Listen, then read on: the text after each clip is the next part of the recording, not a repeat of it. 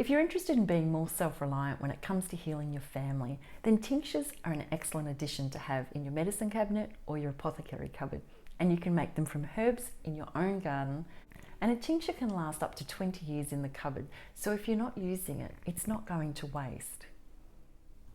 If you're wondering what a tincture is and why you'd make and use a tincture, or when and how you harvest the herbs to make a tincture, then hang out with me and I'll show you how. Hi guys, I'm Elisa at Moat, Cottage, Homesteading. A tincture is a solution that's made by soaking herbs in an alcohol to extract all the healing properties out of it.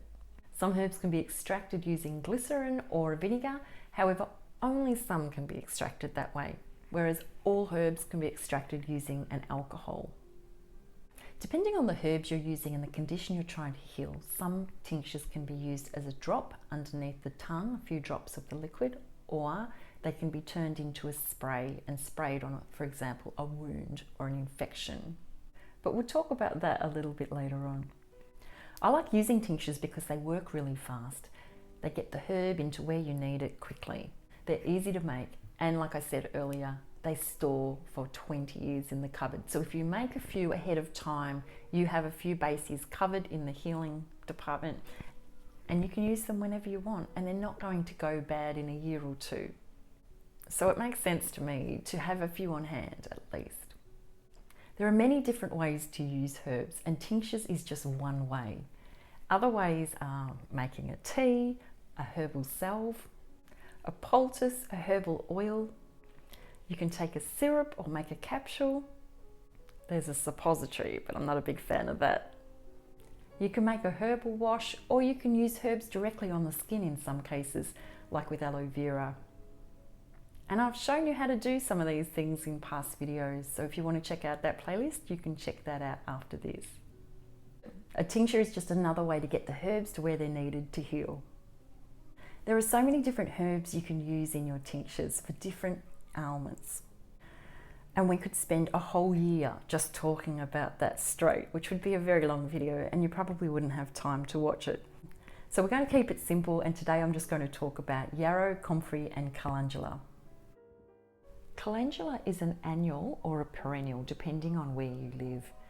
You use the whole flower head and not just the petals. It's antibacterial, anti-inflammatory, it helps stop infection and heals wounds. It can also help with pain of minor injuries. Yarrow is a perennial. You can use the leaves, stems and flowers to stop minor bleeding and infection. Pregnant women and women with pelvic inflammation disease shouldn't be using yarrow. Neither should men trying to become fathers, as it's known to stop sperm production in mice. So it's probably a good idea to avoid that if you're trying to become a father. It's early spring here, so the yarrow is not in flower at the moment. So we're only going to be using the leaves today, and I'm harvesting the nicer looking leaves.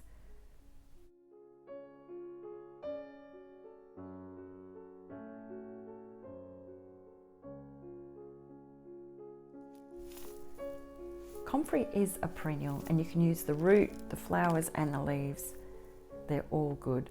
At this time of year, we can harvest the root. It's just starting to sprout, so the root will still be quite potent at this time of year. Brush off as much soil as you can, and then give it a good wash in a bucket of water so that you're not leaving a whole lot of soil in your sink. Once it's washed, I place it on a tea towel to dry. With the comfrey, you can use the root and you can use the leaves. It's a fast healer, it knits bones together, it's fast at healing skin, it stops bleeding, it reduces swelling and pain in sprains, and it softens the skin as well. It's not good to use on an open wound alone because it heals so fast that it might heal the infection in, so you want to use something like the calendula or the yarrow, or both, as well, so that that's dealing with the infection. It is great on a scab. If it's already scabbed up, then it's brilliant. And like I said, it also knits bones together for broken bones. But it's not recommended for babies and pregnant women. I actually use comfrey root on my face. So I blend it up and then put it on my face, make sure no one's home and the curtains are closed so no one can see. and I use it as a face mask. It is so healing. It's brilliant. I love it. So that's just a little trick that I do. It's up to you if you try that or not, but it does work. It's brilliant. Now, some of you are going to ask me, where do I get herbs from? Where can you get herbs? Where can you source herbs? You want to source your herbs from a reputable seller, because you want to make sure you have fresh herbs that are good quality and that there's no pesticides or chemicals in the herbs, because you don't want to be trying to heal yourself with toxic plants. The best thing I suggest is to grow your own, because you don't need to grow all of the herbs. Obviously, you can't grow all of the herbs, but some herbs that you can grow will be the ones that you use. And then if you have to outsource some of them that you can't grow, say if you're not in a tropical environment, you can't grow cloves, then you might have to import them or source them from a reputable seller. But I recommend growing your own, because then you can be certain of the identification of the herbs, because some herbs actually look alike and you might think that you're getting the right herb and it's not. And you don't want to be using the wrong herb, because in some cases that can be deadly. So if you are growing your own herbs, you'll know exactly what they are. You'll know when to harvest them at the freshest and the best time of year. And then you'll be using them and making tinctures with the best quality product that you can use. If you grow your own, you'll know that there's no chemicals on them as well. If you're going to be foraging for herbs, then you need to take a few things into consideration. One is obviously the identification of the plant. You want to make sure you have the right identification so that you're using the right herb. That is the first most important thing. The second thing is you don't want to use toxic plants. So keep away from the roadways where there's cars, because the pollution will get onto the herbs. Even in a busy city would probably not be the most ideal thing for sourcing clean herbs. That really depends where you live, I guess. You also don't want to harvest your herbs next to a farm that uses chemicals, because the water washes off their farm and off the paddocks into where your herbs are possibly growing, and then the herbs absorb all that extra pollution, and it's actually chemicals, so it's an extra nitrogen. They'll just suck that up, and that can make your herbs not good to eat or use for medicinal purposes. And the other thing is, don't harvest all of the herb. Only take a small amount and leave the majority of the plant there, because you don't want to be damaging the plant so much that it can't recover. You want it to keep growing, or to set seeds so that it can make more plants and that we can have more medicine for everyone. Not only do some herbs look alike, but they are completely different herbs. We have the same name for a few different herbs, or we have different names in different countries. So it can be a little bit tricky when we're talking about herbs to actually know what we're talking about. We can be on different pages. So the good thing is that we have botanical names which are used worldwide. So I will leave the botanical names of the plants that I'm talking about today, so that we are actually talking about the same plant. Because something as simple as purslane can be many different plants and they don't look alike, but we're talking about something completely different. So, not that we're talking about that plant today, but that's just my example. So the good thing is that we have a worldwide botanical name, so we can all know exactly what we're talking about. And we're using the right plants. When and how you harvest your herbs really depends on two things. The first thing is the part of the plant that you're wanting to harvest for the medicinal purposes. And the second is the type of plant it is, whether it's an annual, biannual, or perennial. So the first section being the part of the plant we need to harvest. If you're harvesting leaves, then spring, maybe even early summer can be the best time for the leaves. With the flowers, obviously that's when the flowers are in flower, when they're at their peak, when they look beautiful. That's when you need to cut them off and use them. The best time I find to harvest them is first thing in the morning, after any dew or moisture is dried up on the plants and they're nice and dry, but before they're getting too hot in the sunshine. And that's the best time to harvest for all the good oils to be in the plants at their strongest. The roots or tubers, however, are best harvested when the plant is dormant. So that can be the end of autumn if you're in a really cold climate. So when the plant has died down before any snow and frosts and all of that sort of stuff happens. Or if you live in a climate that's cool or warm, and when I say cool, I mean Australia cool, then you can harvest them all through winter as well. So I find late autumn, there's still stuff happening, but by winter here, we don't get the heavy snows, so you can harvest all through winter. The plants are dormant and the roots and tubers are ready to harvest throughout that period, and also early spring in all locations, just before they start to sprout off again. All the goodness is inside that tuber or the roots, and they're not putting all their energy into making flowers or plants and leaves and all that sort of stuff. Now the other consideration is the type of plant. So is it going to be an annual, which means the plant only lasts a year, which is really only 3 seasons because they die off for winter. Perennials last for a long time. They just keep coming back each year on the same tubers or roots. And then you've got the biennials, and they last for 2 years. So the first year they'll be just a plant, it'll be the leaves, and then by the second year, that's when they go to flower. So with the biennials, you need to harvest the roots or tubers after the first year, but before they go to seed, because otherwise all the energy will have been put into making flowers and seeds in that second year. So there's no point waiting till after they've done that, because then there's nothing left and they're about to die. When I'm making tinctures, I prefer to use fresh herbs if I can, rather than dehydrated herbs. But that's obviously only if I can, because that's not always possible. I like to use a clean pair of scissors to chop up my leaves and flowers. You can use a knife. The main thing is that you chop them up nice and fine so that all that goodness can come out into the tincture, into the alcohol that we're going to be using, or if you choose to use glycerin or a vinegar. For this recipe, I do recommend using an alcohol though. I chop up the flowers. I find the easiest way is to chop the petals up first and then move on to the main part of the flower, the center part of the flower, and chop that up finely. And then I give it all a chop up together.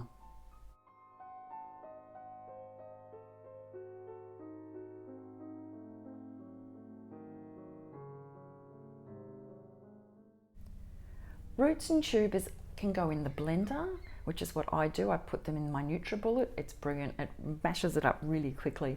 Or you can use a knife and just be very patient and chop it up as fine as you can.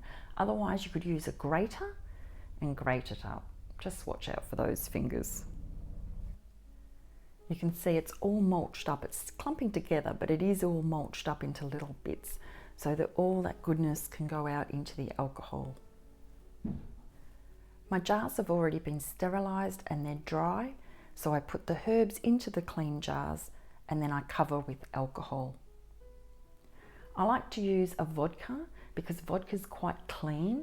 I use an alcohol percentage of alcohol of 40%. There are a couple of reasons I use the 40% alcohol volume, and that is because it's cheaper than the 80% volume, and it's easier to mix up my sprays when I'm making a spray because you mix 50% water with 50% of the alcohol that's been herb infused. Whereas if it's an 80% volume of alcohol, you do have a different mixture percentage. The percentages of the herbs I'm using is about equal parts of each herb, or as close as that as I can get to by eye. Cover all the herbs with the alcohol, leaving enough room for the lid, and then it will be stored in a dark location in a pantry or a cupboard, and it will be shaken daily. So put it somewhere where you will see it every day for at least 10 days. Longer is better. After 6 weeks of shaking daily, I then put it in the apothecary cupboard. And of course, you label your tinctures, write the herbs that are in it, write that it is a tincture and the date that you made it. I also write if I use vodka or glycerin. I don't really make vinegar ones, so I don't need to worry about that. But it's a good idea to write what is in it exactly so that you know where you can use it, because you don't want to be giving babies vodka when you're giving them a tincture that's suitable for internal use. I made this comfrey root tincture about 2 weeks ago, so it's been brewing for that long and it's ready to start using now if I want to. So I'm going to show you how to use a spray tincture. I don't use comfrey internally, I only use it as a topical application. So I'm going to make it into a spray. Now with the spray, you have a spray container and you put some water in it. Make sure it's filtered water. And obviously the containers that I use are all sterilised. They've all been washed in hot soapy water and rinsed thoroughly so there's no residue in them. Now once you mix up your tincture with water for a spray, it only lasts 3 days. So I never make a huge batch for the spray. So I'm going to make, I've got that much water in there and I'm just going to make a 50-50 solution of the alcohol and the water.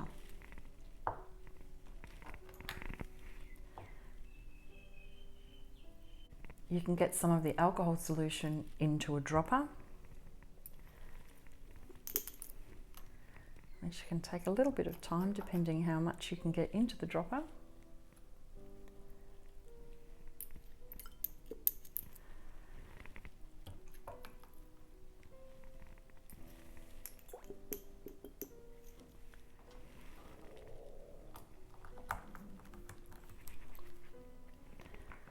So give that a shake up and then it's ready to use, and you can spray that on the affected area. So with a comfrey tincture, I only use that on wounds that have already scabbed up, and I don't have a scab to show you, and you spray it on like that. It's that simple. So if you've got an animal that's been eaten by a fox and it's still alive, you can spray some of this onto the wound quite easily. That can go quite a distance. Animals, people, it works all the same. It's great. And you can really smell that comfrey root. So that will last 3 days like that. I always label and date so I can remember what day I made it and what it actually is. This part of the tincture will last for 20 years, so you don't have to pull the herbs out of the tincture. You can leave them like that brewing because you can't over brew the solution. Or if you want, you can then strain it off. I would usually wait for the 6-week mark at least to do this though. And you can see that the vodka has turned a nice deep amber colour.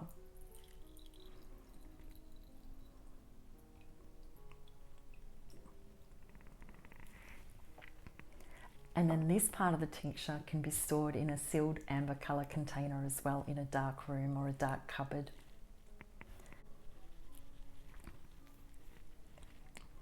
I really want to brew mine for a bit longer,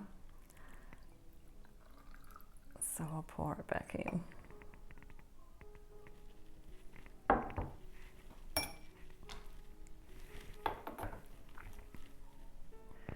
So depending on the herbs that you're using and who you're trying to heal and the condition you're trying to heal will depend on how you use your tincture.